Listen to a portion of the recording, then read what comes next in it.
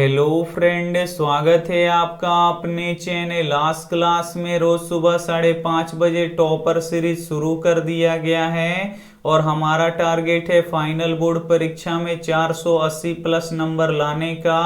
तो 480 plus number कैसे आएगा? तो आपको घर पे बैठ के 3 से 4 घंटे मन लगा के पढ़ाई करना पड़ेगा और आपको वैसे वैसे प्रश्न पढ़ना पड़ेगा जैसे फाइनल बोर्ड परीक्षा में प्रश्न पूछे जाते हैं।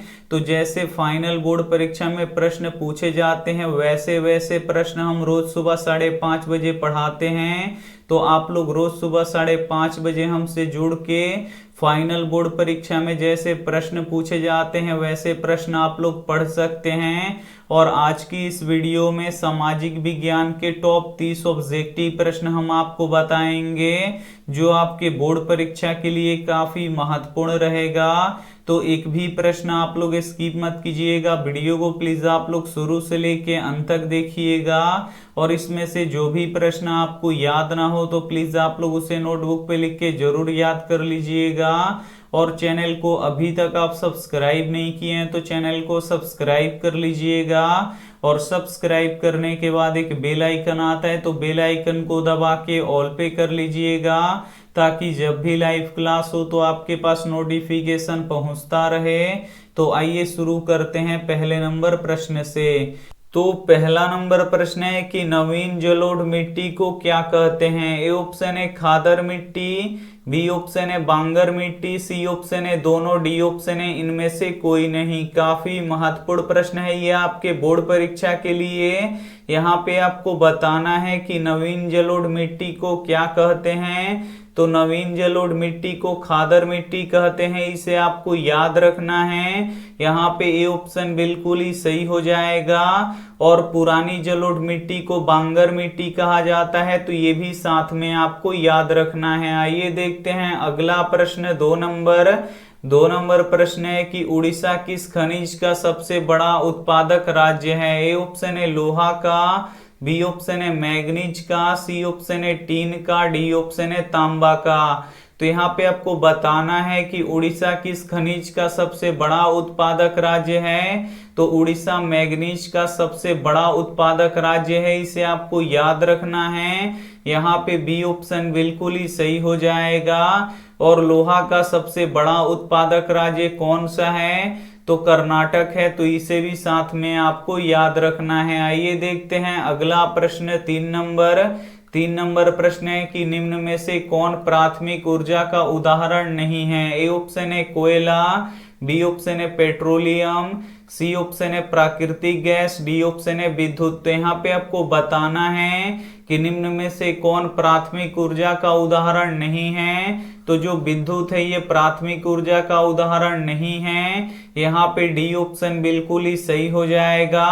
कोयला ये प्राथमिक ऊर्जा का उदाहरण है, पेट्रोलियम भी प्राथमिक ऊर्जा का उदाहरण है, प्राकृतिक गैस भी प्राथमिक ऊर्जा का उदाहरण है, लेकिन विद्युत नहीं है। तो यहाँ पे डी ऑप्शन बिल्कुल ही सही हो जाएगा। आइए देखते हैं अगला प्रश्न।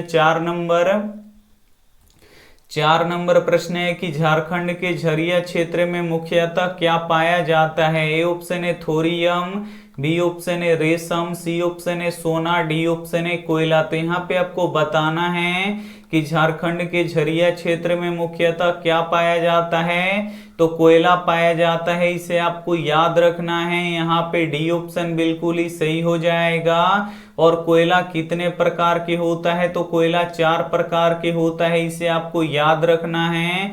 और किस राज्य में कोयला सबसे अधिक होता है? तो झारखंड में कोयला सबसे अधिक होता है, तो ये भी साथ में आपको याद रखना है। आइए देखते हैं अगला प्रश्न। 5 नंबर प्रश्न है कि तारापुर परमाणु ऊर्जा केंद्र कहाँ है? ए ऑप्शन है गुजरात में, बी ऑप्शन है महाराष्ट्र में, सी ऑप्शन है मध्य प्रदेश में, डी ऑप्शन है दिल्ली में। तो यहाँ पे आपको बताना है कि तारापुर परमाणु ऊर्जा केंद्र कहाँ है। तो ये महाराष्ट्र में है, इसे आपको याद रखना है। यहाँ पे बी ऑप्शन बिल्कुल ही सही हो जाएगा। जो तारापुर परमाणु ऊर्जा केंद्र है ये एशिया का सबसे बड़ा परमाणु केंद्र है, तो ये भी साथ में आपको याद रखना है। काफी महत्वपूर्ण 30 ऑब्जेक्टिव प्रश्न हम आपको बताएंगे। और ये 30 ऑब्जेक्टिव प्रश्न ऐसे हैं जैसे आपके फाइनल बोर्ड परीक्षा में पूछा जाता है, बिल्कुल वैसे वैसे प्रश्न हम आपको बताएंगे। तो वीडियो को एकदम आप लोग शुरू से लेके अंत तक देखिएगा। और वीडियो को अभी तक आप लाइक नहीं किए हैं तो प्लीज आप लोग वीडियो को लाइक भी कर दीजिएगा। आइए देखते हैं अगला प्रश्न 6 नंबर प्रश्न है कि सबसे घटिया कोयला कौन सा होता है। ए ऑप्शन है एंथ्रोसाइड, बी ऑप्शन है बिटुमिनस, सी ऑप्शन है लिग्नाइट, डी ऑप्शन है पीट। तो यहाँ पे आपको बताना है कि सबसे घटिया कोयला कौन सा होता है। तो सबसे घटिया कोयला पीट होता है, इसे आपको याद रखना है। यहाँ पे डी ऑप्शन बिल्कुल ही सही हो जाएगा। और सबसे अच्छा कोयला एंथ्रोसाइड होता है, तो ये भी साथ में आपको याद रखना है। आइए देखते हैं अगला प्रश्न 7 नंबर प्रश्न है कि पंचायती राज सबसे पहले किस राज्य में लागू हुआ। ए ऑप्शन है बिहार में, बी ऑप्शन है उत्तराखंड में, सी ऑप्शन है राजस्थान में, डी ऑप्शन है मध्य प्रदेश में। तो यहाँ पे आपको बताना है कि पंचायती राज सबसे पहले किस राज्य में लागू हुआ। तो ये राजस्थान में लागू हुआ, इसे आपको याद रखना है। यहाँ पे सी ऑप्शन बिल्कुल ही सही हो जाएगा। और जो पंचायती राज होता है ये त्रिस्तरीय होता है, तो ये भी साथ में आपको याद रखना है। आइए देखते हैं अगला प्रश्न 8 नंबर प्रश्न है कि समवर्ती सूची में किसे रखा गया है। ए ऑप्शन है राज्य को, बी ऑप्शन है केंद्र को, सी ऑप्शन है दोनों को, डी ऑप्शन है इनमें से कोई नहीं। तो यहाँ पे आपको बताना है कि समवर्ती सूची में किसे रखा गया है। तो राज्य और केंद्र दोनों को रखा गया है। यहाँ पे सी ऑप्शन बिल्कुल ही सही हो जाएगा। आइए देखते हैं अगला प्रश्न 9 नंबर प्रश्न है कि बंगाल का विभाजन कब हुआ। ए ऑप्शन है 1905 में, बी ऑप्शन है 1908 में, सी ऑप्शन है 1906 में, डी ऑप्शन है 1907 में। तो यहाँ पे आपको बताना है कि बंगाल का विभाजन कब हुआ। तो बंगाल का विभाजन 1905 में हुआ, इसे आपको याद रखना है। यहाँ पे ए ऑप्शन बिल्कुल ही सही हो जाएगा। और बंगाल का विभाजन किसने किया। तो लॉर्ड कर्जन ने किया, तो ये भी साथ में आपको याद रखना है। आइए देखते हैं अगला प्रश्न 10 नंबर प्रश्न है कि सिपाही विद्रोह कब हुआ था। ए ऑप्शन है 1895 में, बी ऑप्शन है 1857 में, सी ऑप्शन है 1860 में, डी ऑप्शन है 1890 में। तो यहाँ पे आपको बताना है कि सिपाही विद्रोह कब हुआ था। तो सिपाही विद्रोह 1857 में हुआ था, इसे आपको याद रखना है। यहाँ पे बी ऑप्शन बिल्कुल ही सही हो जाएगा। और सिपाही विद्रोह किसने किया था सबसे पहले। तो मंगल पांडे ने किया था, तो ये भी साथ में आपको याद रखना है। आइए देखते हैं अगला प्रश्न 11 नंबर प्रश्न है कि चावल की खेती किस मिट्टी पे किया जाता है। ए ऑप्शन है काली मिट्टी पे, बी ऑप्शन है जलोढ़ मिट्टी पे, सी ऑप्शन है लाल मिट्टी पे, डी ऑप्शन है मरुस्थलीय मिट्टी पे। तो यहाँ पे आपको बताना है कि चावल की खेती किस मिट्टी पे किया जाता है। तो जो चावल की खेती होता है ये जलोढ़ मिट्टी पे किया जाता है, इसे आपको याद रखना है। यहाँ पे बी ऑप्शन बिल्कुल ही सही हो जाएगा। और जलोढ़ मिट्टी जो होता है ये सर्वाधिक उपजाऊ मिट्टी होता है। और एक प्रश्न ये भी पूछा जाता है कि भारत में कौन सी मिट्टी सबसे अधिक पाई जाती है। तो जलोढ़ मिट्टी सबसे अधिक पाई जाती है, तो ये भी साथ में आपको याद रखना है। आइए देखते हैं अगला प्रश्न 12 नंबर प्रश्न है कि कांवर झील कहाँ स्थित है। ए ऑप्शन है सिवान में, बी ऑप्शन है भागलपुर में, सी ऑप्शन है बेगूसराय में, डी ऑप्शन है पटना में। तो यहाँ पे आपको बताना है कि कांवर झील कहाँ स्थित है। तो कांवर झील बेगूसराय में स्थित है, इसे आपको याद रखना है। यहाँ पे सी ऑप्शन बिल्कुल ही सही हो जाएगा। आइए देखते हैं अगला प्रश्न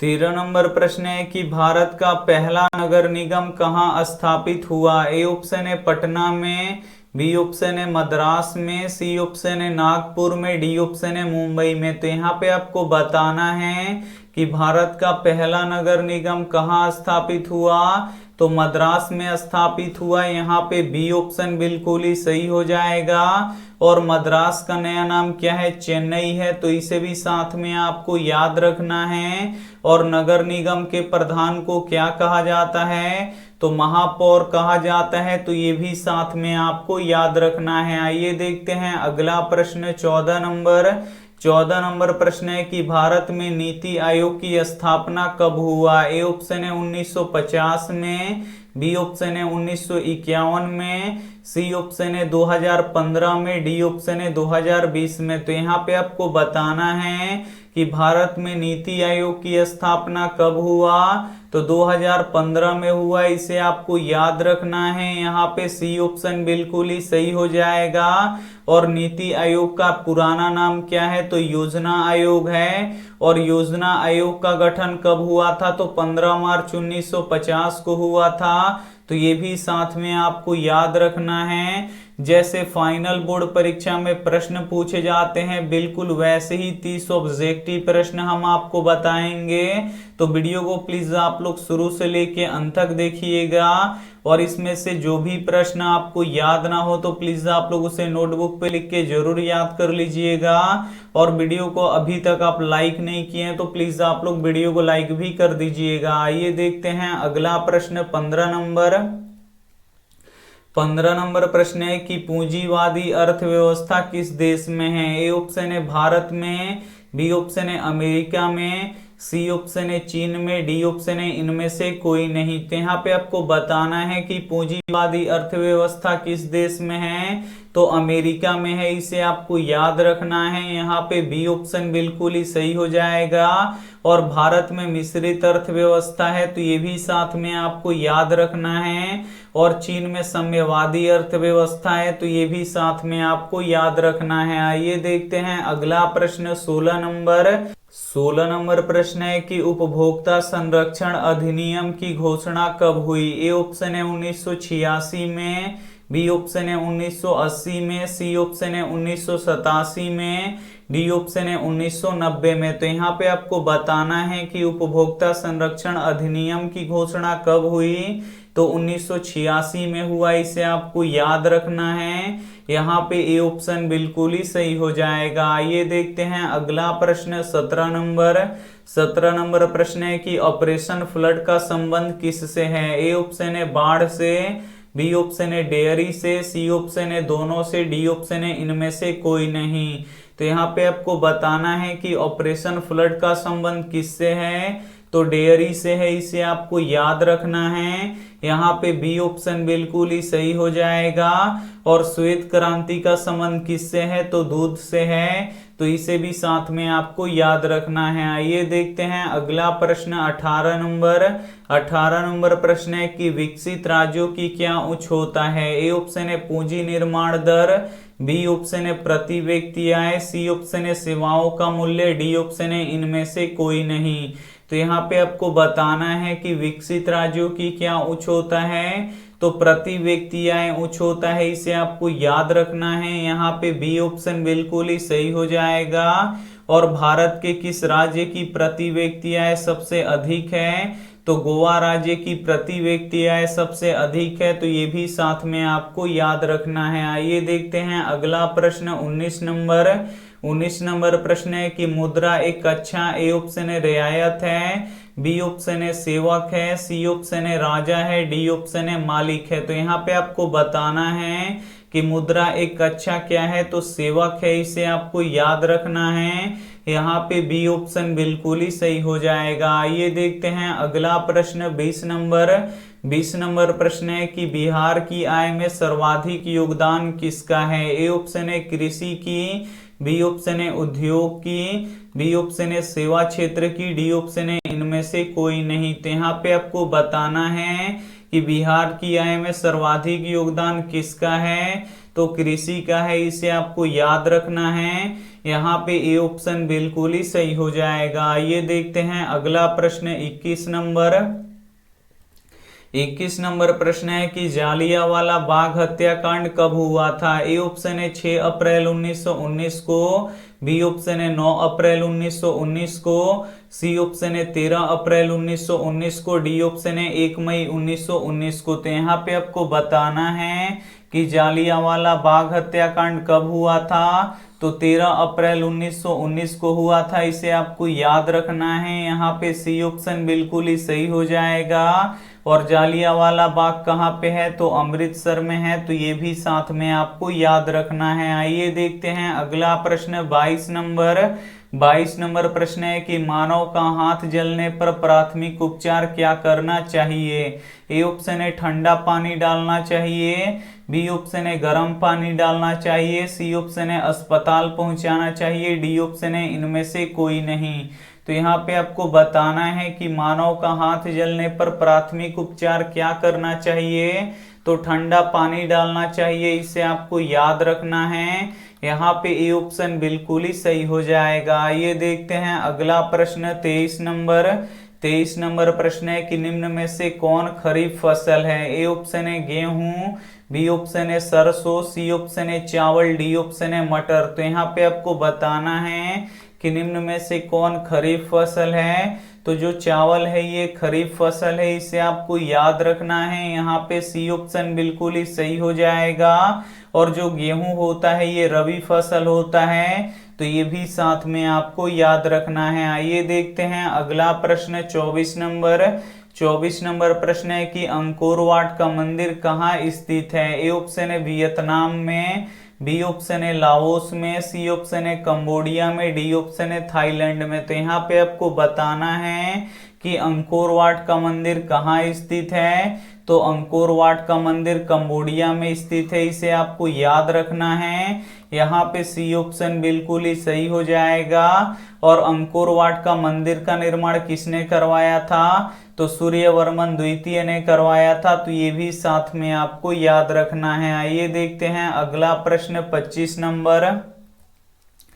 25 नंबर प्रश्न है कि राष्ट्रीय स्वयंसेवक संघ की स्थापना कब हुई। ए ऑप्शन है 1923 में, बी ऑप्शन है 1925 में, सी ऑप्शन है 1928 में, डी ऑप्शन है 1930 में।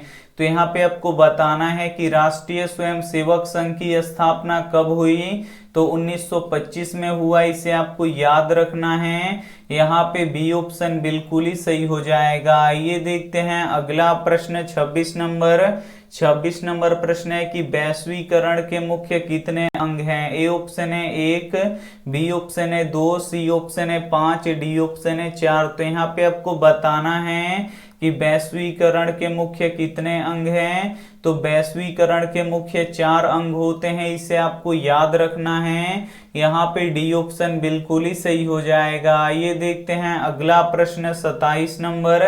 27 नंबर प्रश्न है कि प्राणियों के शरीर में कितना प्रतिशत जल पाया जाता है। ए ऑप्शन है 70%, बी ऑप्शन है 60%, सी ऑप्शन है 65%, डी ऑप्शन है 55%। तो यहाँ पे आपको बताना है कि प्राणियों के शरीर में कितना प्रतिशत जल पाया जाता है। तो प्राणियों के शरीर में 65% जल पाया जाता है, इसे आपको याद रखना है। यहाँ पे सी ऑप्शन बिल्कुल ही सही हो जाएगा। ये देखते हैं अगला प्रश्न 28 नंबर। 28 नंबर प्रश्न है कि हिंद चीन में पहुंचने वाले प्रथम व्यापारी कौन थे। ए ऑप्शन है अंग्रेज, बी ऑप्शन है फ्रांसीसी, सी ऑप्शन है पुर्तगाली, डी ऑप्शन है डच। तो यहाँ पे आपको बताना है कि हिंद चीन पहुंचने वाले प्रथम व्यापारी कौन थे, तो पुर्तगाली थे, इसे आपको याद रखना है। यहाँ पे सी ऑप्शन बिल्कुल ही सही हो जाएगा। ये देखते हैं अगला प्रश्न 29 नंबर। 29 नंबर प्रश्न है कि सोने के आभूषणों की शुद्धता की पहचान किस चिन्ह से की जाती है। ए ऑप्शन है ट्रेडमार्क से, बी ऑप्शन है हॉलमार्क से, सी ऑप्शन है एग मार्क से, डी ऑप्शन है इनमें से कोई नहीं। तो यहाँ पे आपको बताना है कि सोने की आभूषणों की शुद्धता की पहचान किस चिन्ह से किया जाता है, तो हॉलमार्क से किया जाता है, इसे आपको याद रखना है। यहाँ पे बी ऑप्शन बिल्कुल ही सही हो जाएगा। और जो शुद्ध सोना होता है ये 24 कैरेट का होता है, और जो 24 कैरेट का सोना होता है ये मुलायम होता है, तो ये भी साथ में आपको याद रखना है। आइए देखते हैं अंतिम प्रश्न 30 नंबर। 30 नंबर प्रश्न है कि अखिल भारतीय ट्रेड यूनियन कांग्रेस की स्थापना कब हुआ। ए ऑप्शन है 1848 में, बी ऑप्शन है 1858 में, सी ऑप्शन है 1885 में, डी ऑप्शन है 1920 में। तो यहाँ पे आपको बताना है कि अखिल भारतीय ट्रेड यूनियन कांग्रेस की स्थापना कब हुआ। तो 1920 में हुआ। यहाँ पे डी ऑप्शन बिल्कुल ही सही हो जाएगा। हम आपको टॉप 30 ऑब्जेक्टिव प्रश्न बता चुके हैं और ये जो 30 ऑब्जेक्टिव प्रश्न है जैसे फाइनल बोर्ड परीक्षा में प्रश्न पूछे जाते हैं बिल्कुल वैसे वैसे हैं। तो इसमें से जो भी प्रश्न आपको याद ना हो तो प्लीज आप लोग उसे नोटबुक पे लिख के जरूर याद कर लीजिएगा। और हमारा टारगेट है फाइनल बोर्ड परीक्षा में 480 प्लस नंबर लाना। तो 480 प्लस नंबर कैसे आएगा। तो आपको दिन भर में कम से कम यहाँ पे 3 से 4 घंटे घर पे बैठ के मन लगा के पढ़ाई करना पड़ेगा। और हम जितना भी हम आपको ऑब्जेक्टिव प्रश्न बताते हैं उसमें से अगर आपको जो भी प्रश्न याद नहीं है तो एक आप लोग नोटबुक रखिए, उस पे क्या कीजिए उसको लिखिए और उसको आप लोग याद कर लीजिए और उससे आप लोग टाइम टू टाइम रिवीजन कीजिए। अगर आप लोग इतना कर लेते हैं तो आपका फाइनल बोर्ड परीक्षा में 480 प्लस नंबर किसी से नहीं रुकेगा, ये हमारा गारंटी है। तो जो भी बात बताए हैं उसका आप लोग पालन कीजिए। और ये रहा आपके लिए होमवर्क प्रश्न, इसका जवाब आपको कमेंट बॉक्स में देना है कि सूखा किस प्रकार की आपदा है। ए ऑप्शन है मानव जनित आपदा, बी ऑप्शन है प्राकृतिक आपदा, सी ऑप्शन है सामान्य आपदा, डी ऑप्शन है इनमें से कोई नहीं। तो जो भी ऑप्शन आपको सही लगे वो आप हमें कमेंट करके जरूर बताइएगा। और वीडियो को लाइक नहीं किए हैं तो प्लीज आप लोग वीडियो को लाइक कीजिएगा।